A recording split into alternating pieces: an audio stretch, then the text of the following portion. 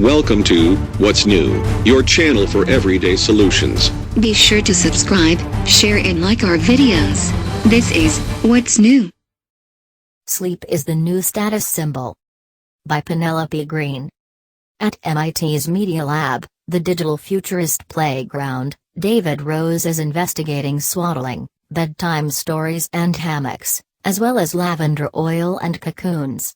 Mr. Rose, a researcher, an inventor, entrepreneur and the author of Enchanted Objects, Design, Human Desire and the Internet of Things, and his colleagues have been road-testing weighted blankets to induce a swaddling sensation and listening to recordings of Icelandic fairy tales, all research into an ideal sleep environment that may culminate in a nap pod, or, as he said, some new furniture form.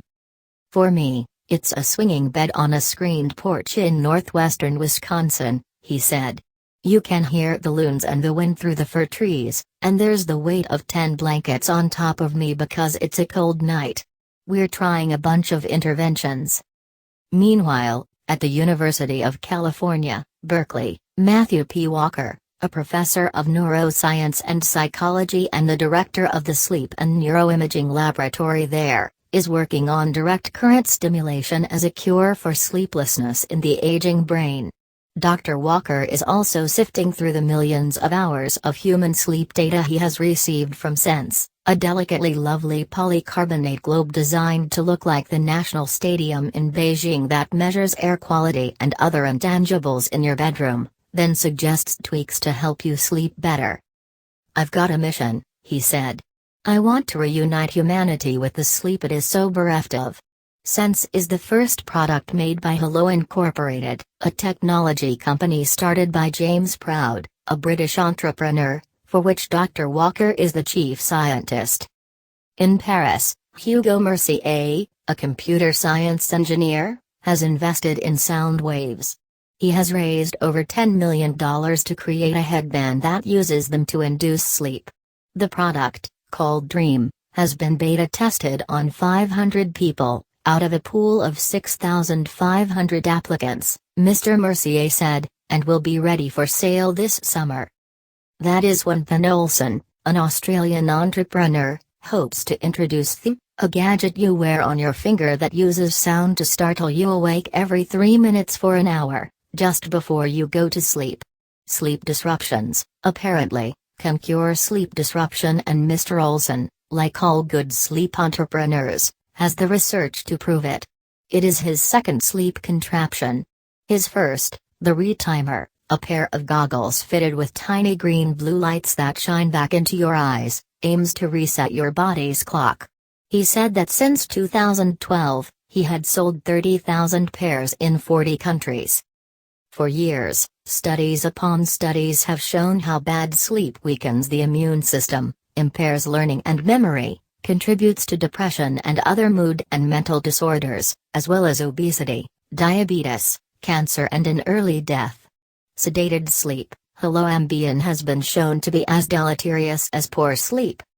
The Federal Centers for Disease Control and Prevention calls sleeplessness a public health concern. Good sleep helps brain plasticity, studies in mice have shown. Poor sleep will make you fat and sad, and then will kill you. It is also expensive. Last year, the Rand Corporation published a study that calculated the business loss of poor sleep in the United States at $411 billion, a gross domestic product loss of 2.28%. Companies now fight presenteeism, a neologism that describes the lackluster performance of foggy-brained, sleep-deprived employees, with sleep programs like Sleepia, an online sleep coach, and sleep fairs, like the one hosted last month in Manhattan by Nancy H. Rothstein, director of Circadian Corporate Sleep Programs and otherwise known as the Sleep Ambassador, for LinkedIn. For the last few years, Ms. Rothstein has been designing sleep education and training programs for a number of Fortune 500 companies. At the LinkedIn Sleep Fair, she taught attendees how to make a bed use hospital corners, please, and gave out analog alarm clocks. It was her former husband's snoring, she said, that led her to a career as a sleep evangelist. If sleep used to be the new sex, as Marion Salzman, a trend spotter and chief executive of Havas PR North America, proclaimed 10 years ago, today it is a measure of success, a skill to be cultivated and nourished as a human potential enhancer, as one West Coast entrepreneur told me, and life extender. Sleep is the single most effective thing you can do to reset your brain and body, Dr. Walker of UC Berkeley said. We have a saying in medicine, what gets measured, gets managed. Sleep entrepreneurs from Silicon Valley and beyond have poured into the sleep space, as branders like to say a $32 billion market in 2012, formerly inhabited by old-style mattress and pharmaceutical companies. I can see sleep being another weapon in competitive parenting and career building, Ms. Salzman said. If you want your child to succeed, do you have to buy them these sleep devices? Sleep is personal, it's class, not mass, and now the sleep industry is based on technical services, customized for me. It's a bizarre marriage of high-tech and low-tech. Chamomile tea is going to have a resurgence, as the antithesis to the whole pharma thing. The familiar paradigm of success used to center on the narrative of the short sleeper, corporate titans and world leaders like Martha Stewart and our last two presidents, counted abbreviated rest as proof of their prowess. It turns out that short sleepers, as they are known, may have a genetic mutation, as Arianna Huffington pointed out in her 2016 book, The Sleep Revolution, Transforming Your Life One Night at a Time. It's worth noting that George W. Bush, formerly a sleep outlier among his presidential peers for clocking in around 9 hours of nightly shut-eye, along with a daily nap, is newly popular. The Army has proclaimed sleep a pillar of peak soldier performance. Jeff Bezos, the chief executive of Amazon, who used to take a sleeping bag to work when he was a lowly computer programmer, has said that his 8 hours of sleep each night were good for his stockholders. Miss Huffington's new company, Thrive Global, whose first-round investors include the internet entrepreneur Sean Parker and the venture capital firm Greycroft Partners, is working with Accenture, J.P. Morgan Chase and Uber, among other companies, on anti-burnout programming, which educates their employees on the importance of sleep. Aetna, the healthcare company, is paying its workers up to $500 a year if they can prove they have slept for 7 hours or more for 20 days in a row. But the growing pile of apps, gizmos and gurus, some from unlikely corners, has led to pandemonium in the bedroom, Miss Rothstein said. In 2015, the actor Jeff Bridges made a spoken-word album, Dreaming with Jeff, a project for Squarespace, that reached number 2 on Billboard's New Age chart and raised $280,000 for the No Kid Hungry campaign, for which he is the national spokesman. He collaborated with Kifas Chinsha, the composer and music producer, on a truly weird collection of quasi-bedtime stories, musings about death, and also a humming song, with Mr. Bridges' familiar gruff voice and all manner of ambient sounds that many listeners found more alarming than sleep-inducing. I don't know where this is leading, Mr. Bridges said the other day, but I'm steeping myself in the subject. We're working on something called Sleep Club, which will be sort of a hub for all things sleep-related. Dreaming with Jeff made me anxious, as did Sleep With Me, a podcast by Drew Ackerman, a gravelly-voiced librarian in San Francisco, whose boring bedtime stories are designed to cure insomnia and are downloaded at a rate of 1.3 million a month, as The New Yorker reported last year. I'm more drawn to the thousands of songs in Spotify's sleep sound library, particularly full gutters and office air conditioners, and I have a white noise machine. But recently, desperately, I craved a more substantial intervention, perhaps a cure for the 3 a.m. fretting that has plagued me for years. Mr. Mercier sent me his dream headset, a weighty crown of rubber and wire that he warned would be a tad uncomfortable. The finished product, about $400, he said, will be much lighter and slimmer. But it wasn't the heft of the thing that had me pulling it off each night. It skeeved me out that it was reading and interfering with my brain waves, a process I would rather not outsource. I was just as wary of the retimer goggles, $299, which make for a goofy, spooky selfie in a darkened room. My eye sockets glowed a deep fluorescent green, and terrified the cat. The Ghost Pillow, $85, has patent-pending thermosensitivity technology designed to keep your head cool. It is wildly comfy, but when I read what it is made from, a polyurethane foam, I lost sleep.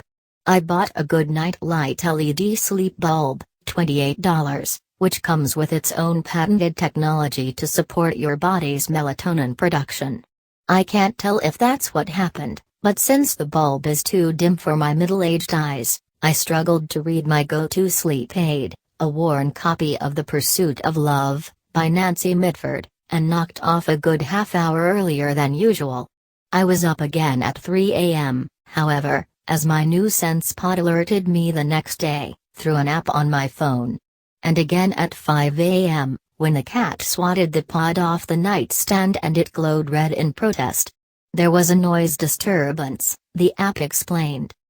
My so-called sleep summary, as provided by Sense, was both compelling and off-putting. Why is my air quality not ideal?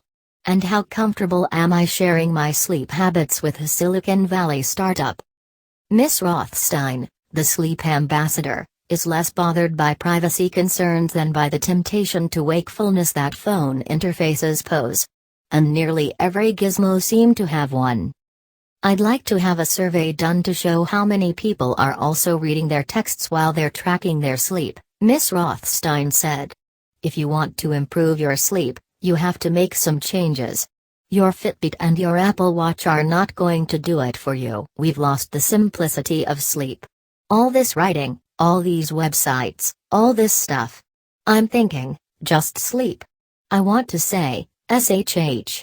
Make it dark, quiet and cool. Take a bath. Miss Rothstein taught me her relaxation recipe, a practice that mixed gratitude with body awareness and breathing. Start with your toes, she said, and thank your body parts for their hard work. My favorite, knees. I know it's not always easy for you. You can rest now. Still, the best sleep I've had in weeks cost $22, and lasted 33 minutes. It was a depressed class at Inscape, a meditation studio in the Chelsea neighborhood of Manhattan designed by Winkta Beldam, the sought-after Dutch architect, to evoke the temple at Burning Man, and other esoteric spaces, and created by Kaja Keledjian, a founder, with his brother, Haro, of Intermix, which they sold to The Gap for $130 million in 2013. Mr. Keledjian, a meditator, aims to make the practice both secular and modern, a mindful luxury, he said. Though there are human facilitators in each class, who gently touch the feet of snoring attendees if they get too loud, the practice is guided by a recording made by an Australian female member of Mr. Keledjian's company. We call her Sky, he said. It was lunchtime on a rainy Tuesday, and I settled onto a soft mat outfitted with a bolster, a pillow and a cozy fleece blanket. Sky urged me to stay awake, and then delivered a script like Miss Rothstein's, in mellifluous Antipodean tones. I drifted once or twice, and from the muffled snorts of the other attendees, they did too. That night, I slept until dawn. Welcome to What's New, your channel for everyday solutions. Be sure to subscribe, share and like our videos. This is What's New.